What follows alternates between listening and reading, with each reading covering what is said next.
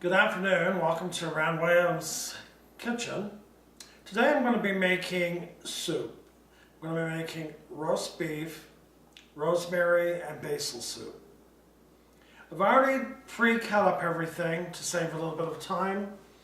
So what I always start with, I've cut up a stick of butter. I'm going to put 2 of those in my pot. Let me get my spoons.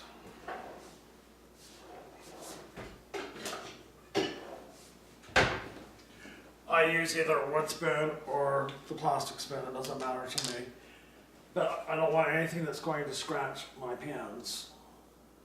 So I'm going to get that butter going around. I'm sorry that you can't see this, but John, my husband, is off today and he set up my camera, but he already left before he could do any more for me. And yes, I asked him to do it, but away he went. These soups are really easy and fun to make.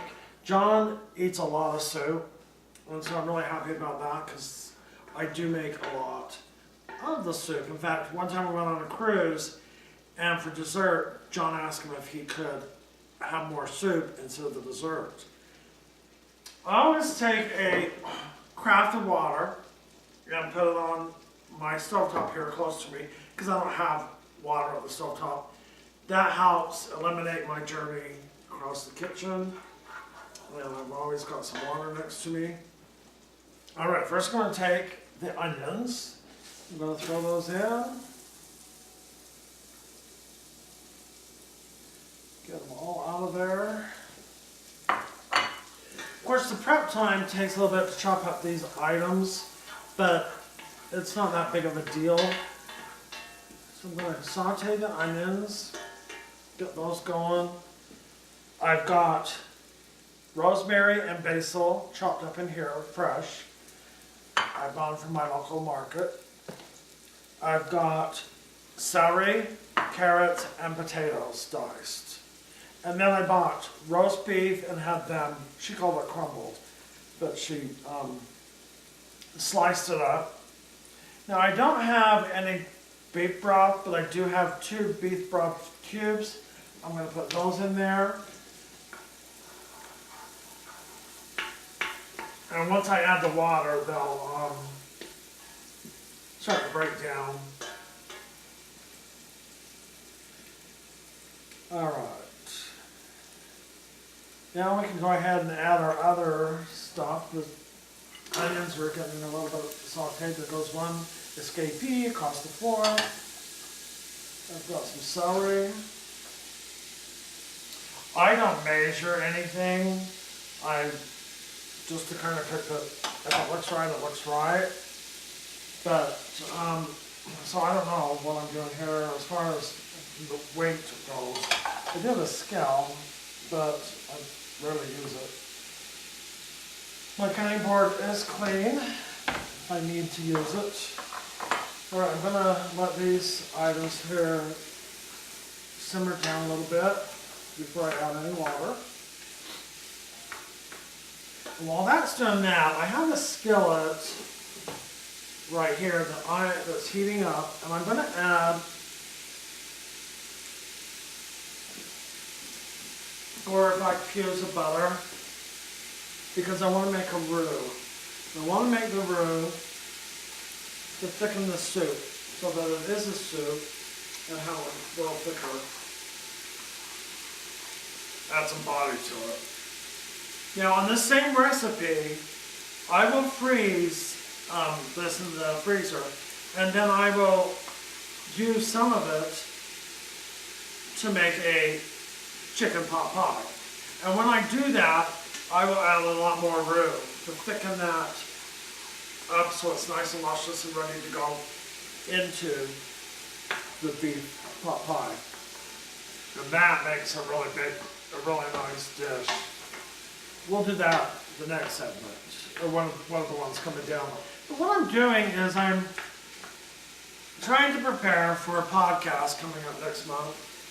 And so this is going to be on Facebook, but I just kind of want to get used to the idea of what I'm doing, comfortable talking, and not trying not to say which I just did. But let's see. Need my pepper. All my sauces and seasonings are right here, ready to use. I'm going to add some pepper.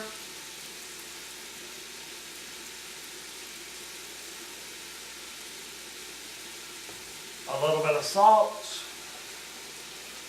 I'm not a salt person, but I know it's important to have it as part of my ingredients to make everything right.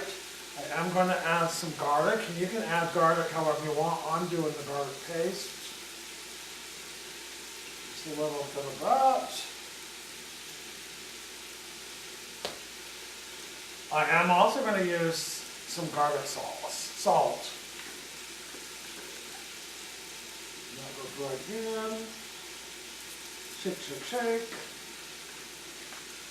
I think the taste of garlic is really nice, but you don't want to over garlic things and get it in your breath too much, especially if you're going to be around people. Now what I'm doing here is going to use a little bit of ground cayenne pepper. And we like hot in our food. Hold on just a minute while I get a spoon. But anytime you use cayenne pepper, be careful, because it does get a little hot. So I'm going to use about a half a teaspoon. No, maybe a full teaspoon.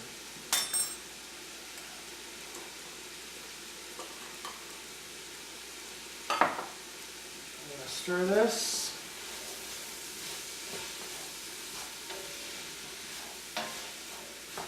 I'm going to add a couple of cubes of butter again, get a little bit moisture. Really watch that so it doesn't get sticky on the bottom. I wish that John was in here so he could point the camera at the pot, but he's not. So we're doing the best that we can. While that's doing that, what I've done is I've cut up 8 Roma tomatoes, sliced them long ways, added, I sprayed some Pam over the top, then I added pepper and salt. And I'm going to put those in the oven while I'm cooking the soup. I'm going to add this to the soup after it gets done cooking. That gives it a really nice fresh flavor as well. The other thing I'm going to add is Mrs. Dash regular seasoning, a little bit of that.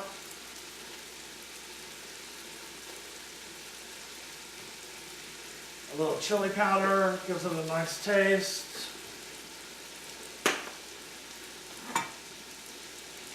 Stir it.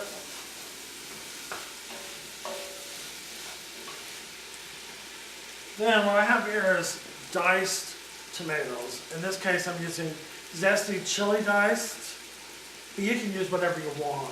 It doesn't matter. I keep the liquid with it and just add the whole thing. Which really it's designed to keep the liquid. So I just plop that can in.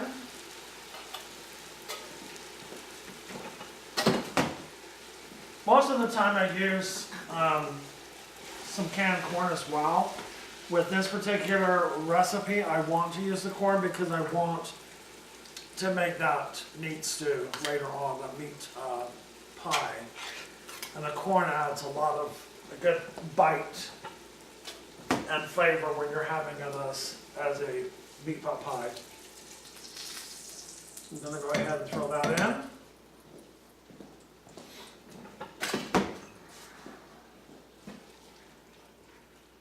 My garbage can is over there, so I just kind of walk out of the camera to throw stuff in my garbage can.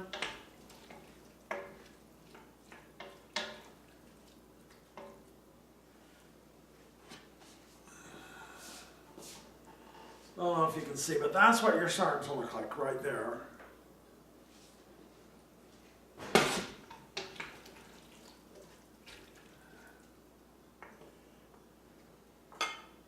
This is my fresh basil and rosemary that I've diced up a little bit.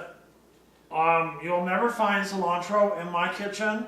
I agree with Julia Child, who said the only good thing about cilantro is that you can do with cilantro is step on it on the floor. And I believe her, because I hate the taste of that stuff. But I get that everybody likes their own thing. And so if you cook with cilantro and you like it, great. But one little piece in anything, and I can taste it right away. And it's not good to me. But we all have our things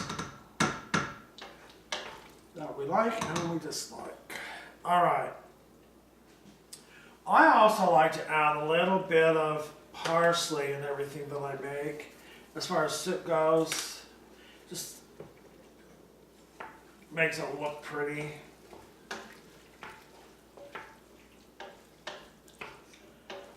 Alright, now with the juices from the different cans, the can of corn and the tomatoes, it's going to simmer here a little bit before I start adding water.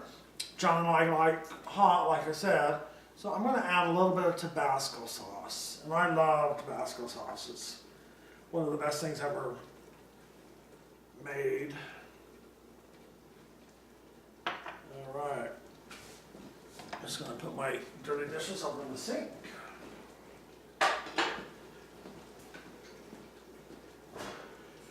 Keep an eye on this.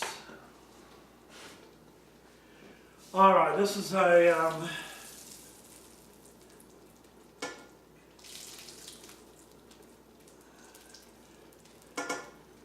time to add my roux.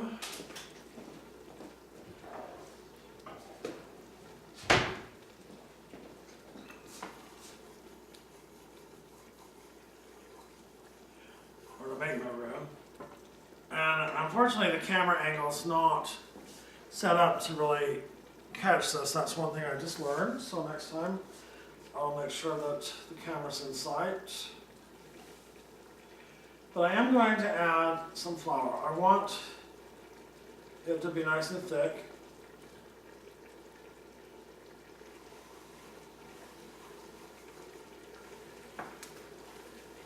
Stir it around. I'm going to add a little bit of water.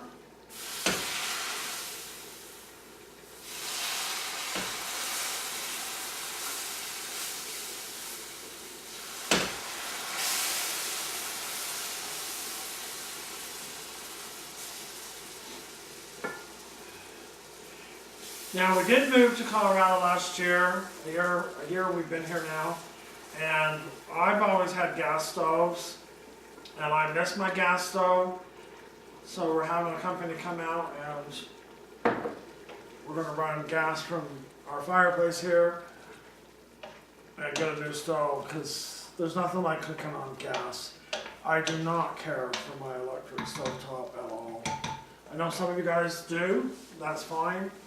But I would prefer the gas, personal preference.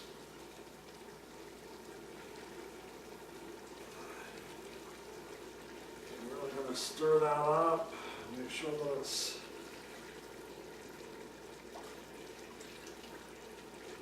not burning on the bottom. Keep after this.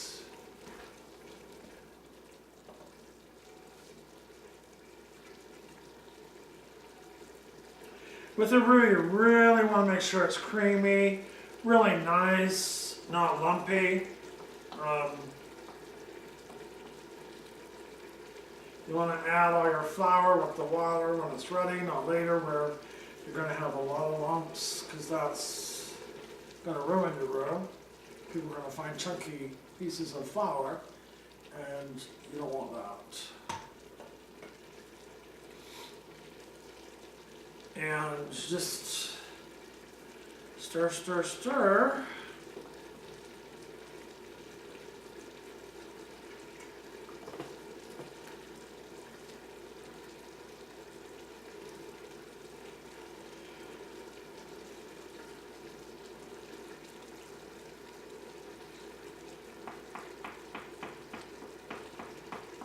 Just kind of stir it around, make sure your flour's breaking down, and you're getting a good roux.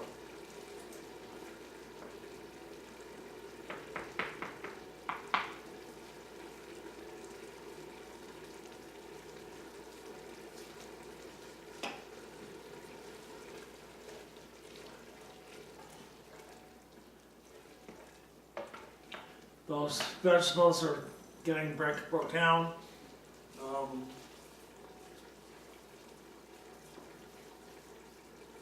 The roux getting there. Sticking them up quite nicely.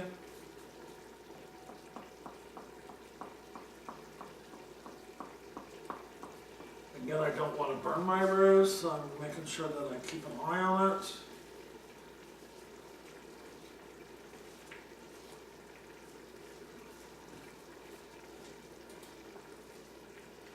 And make sure I keep an eye on this so I don't burn anything as they simmer.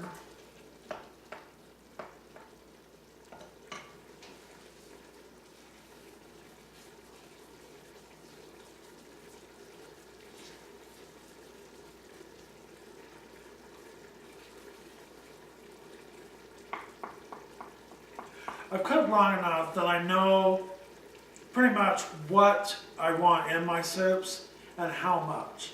So if you see me shaking a little bit of this and a little bit of that in there, that's the way it is. But if you want more of a step-by-step ingredient, I've done a lot of that on my webpage. And you'll see that, but I suggest a quarter of a teaspoon to a third of a teaspoon when you're trying to tip different things out. And you need to decide what flavors you want to be prominent in your soup. And so just kind of think of that as you go along and you add. Alright, this roux is ready to add to the soup, so I'm going to add that.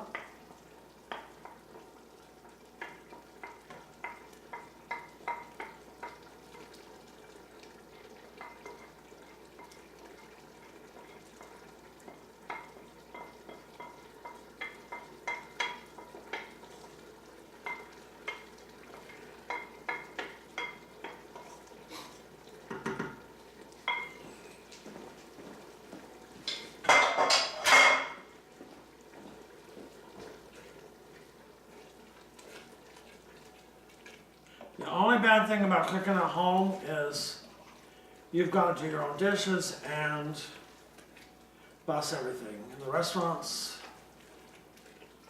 you have a dishwasher and you have somebody who can clean up your cooking, but actually I prefer doing all this at home. And then you've got these annoying calls that come in.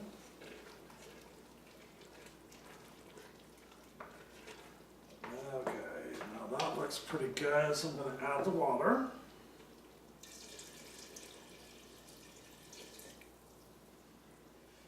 Excuse me while I get some more water.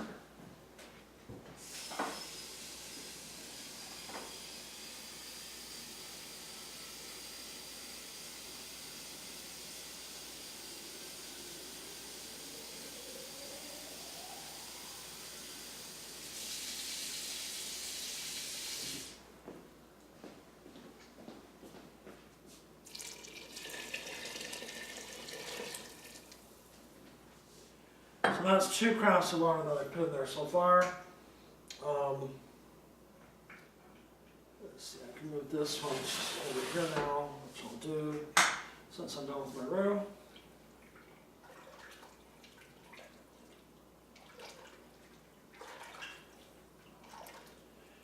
I'm just going to let it thicken up and let it continue cooking and breaking down the vegetables and the rosemary and the basil. You can really smell it. It smells good.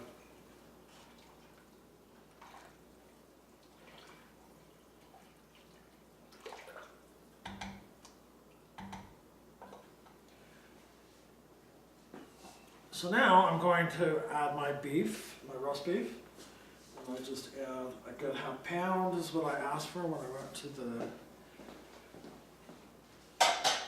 meat department in my local market.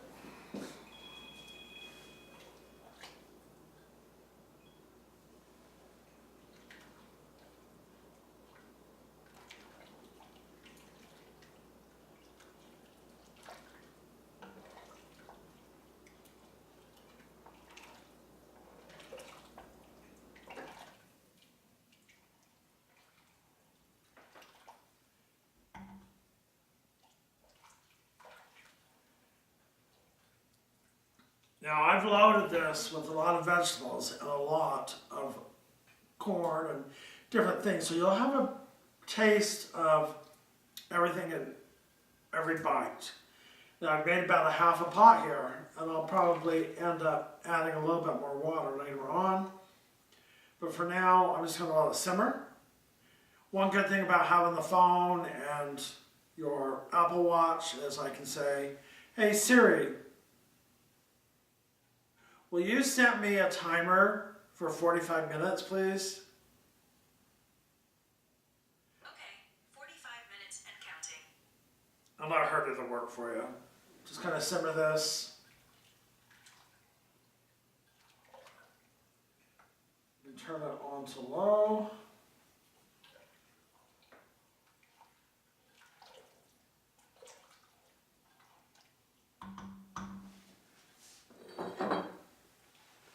I don't like to mess up my counter, so I always have my little spin thing here. And we'll let that cook. And I'm going to put a lid on it.